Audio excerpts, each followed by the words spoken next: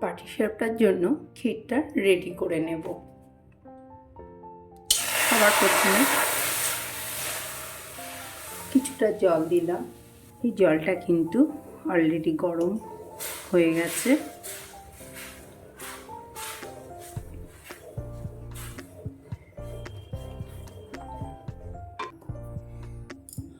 আধ ভাঙা কিছু চালের গুঁড়ো দিয়ে দেবো।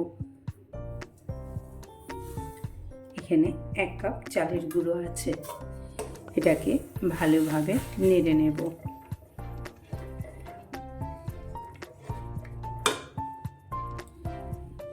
এই আধ ভাঙা চালের গুঁড়োর এই টিপসটা কিন্তু আমি আমার শাশুড়ির কাছ থেকে শিখেছি। এইভাবে যে ক্ষীরটা তৈরি হয় এতে খুব স্বাদ বাড়ে। পাটিসাপটা বলুন, পুলি পিঠে বলুন, খুব ভালো হয় খেতে। আমি 2 হাতা গাঢ় দুধ দিয়ে দিলাম। এটাকে প্রথমে ভালোভাবে নাড়িয়ে চাড়িয়ে নেব।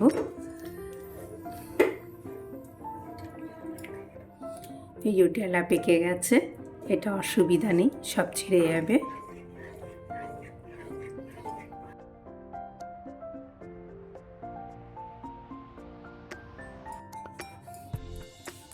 গোটা একটা নারকেল কুড়িয়ে সেটাকে মিক্সিতে সামান্য দুধ দিয়ে আমি কিন্তু একটু মিহি করে নিয়েছি নারকেল কোড়ানো নারকেলটাকে। এটাও এবার দিয়ে দেবো এর সঙ্গে ঝাল দেওয়ার জন্য।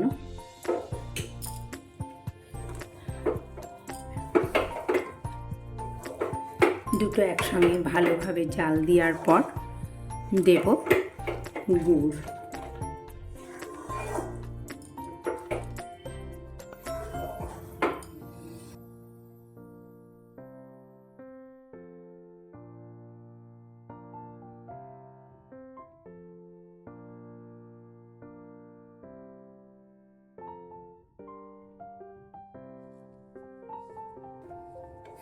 চালটাকে যেহেতু মিক্সিতে একটু পেস্ট করে নিয়েছি, যার জন্য খুব সুন্দরভাবে মিশে গেছে।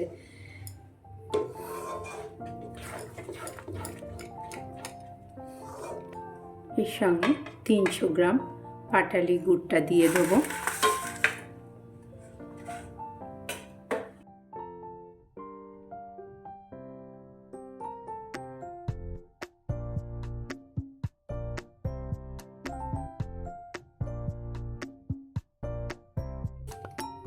খোয়া ক্ষীরটা খুব একটা বেশি নেই, ওর জন্য আমি ঘরে কয়েক পিস সন্দেশ আছে, সেই সন্দেশটা এর সঙ্গে অ্যাড করব।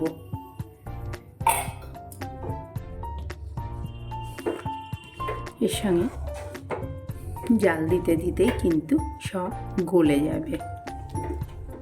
এক্সট্রা করে আমাকে গুঁড়ো বা গ্রেট করে নিতে হবে না, সব মিশে যাবে। অলরেডি খোয়া ক্ষীর সন্দেশ সব কিন্তু টুকরো টুকরো হয়ে গেছে। এই যে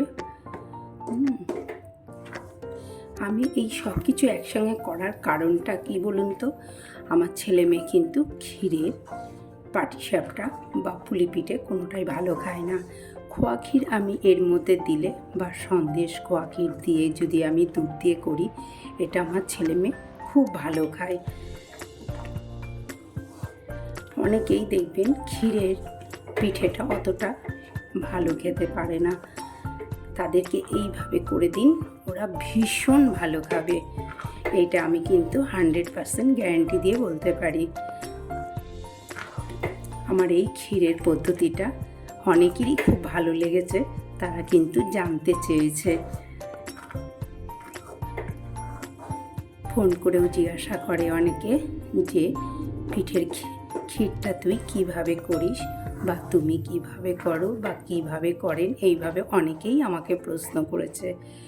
আমার এটা আপনারা অবশ্যই করে খাবেন, খেয়ে কিন্তু কমেন্ট বক্সে কমেন্ট করতে ভুল করবেন না। আশা করি আপনাদের খুব ভালো লাগবে। ক্ষীরটা কিন্তু অলরেডি হয়ে গেছে। এইবার আমি এটাকে একটা বড় থালার মধ্যে ঢেলে দেব। ঠান্ডাতে পুরো কিন্তু এটা জমে যাবে। এবার পাটিসাপটার আয়োজন শুরু করলাম। এখানে 1 কিলো চালের গুঁড়ো নেওয়া হয়েছে, স্বাদ মতন নুন দিচ্ছি। পাটালি গুড়টাকে ভেঙে গুঁড়িয়ে নেওয়া হয়েছে, এটাতে দিয়ে দেব। একটু রেখে দিলাম, ভালোভাবে মিশিয়ে নেব।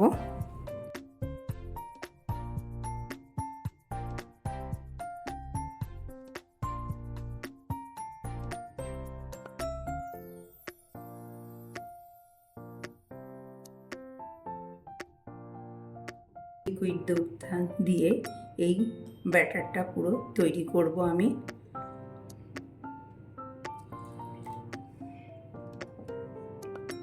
পাটিসাপটার ব্যাটার সবসময় দুধ দিয়ে করার চেষ্টা করবেন আপনারা, তবে খেতে খুব স্বাদের হবে। এটা কিন্তু জাল দিতে দিতে একেবারে দেখুন সর হয়ে গেছে, মোটা মোটা সর। এই সমেতই আমি পাটিসাপটার ব্যাটারটা তৈরি করব।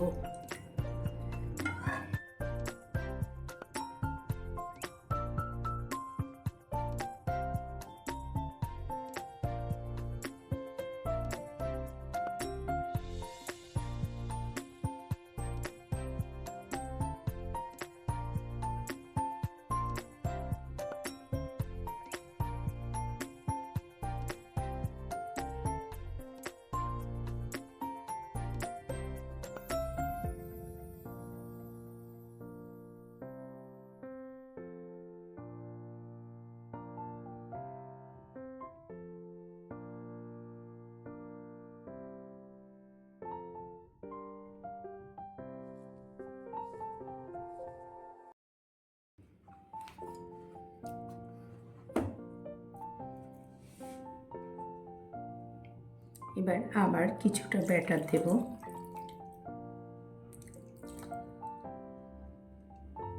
আবার ভালো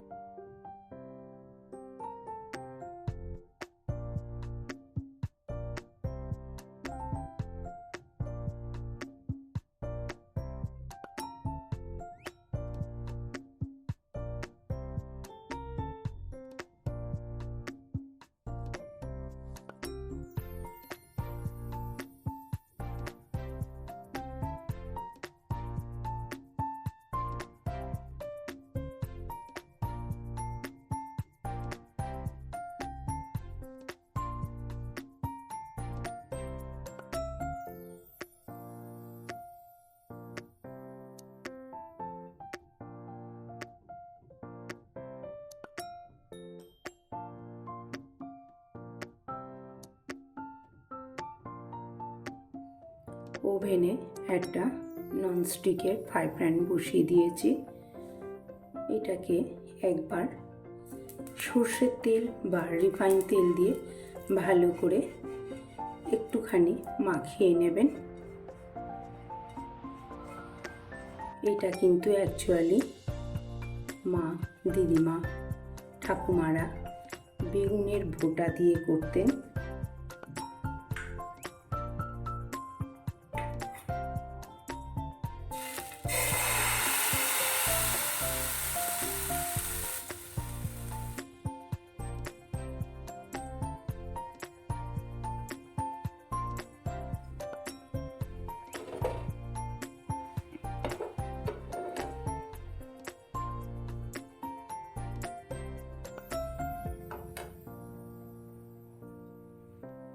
দেখুন কত সুন্দর হচ্ছে।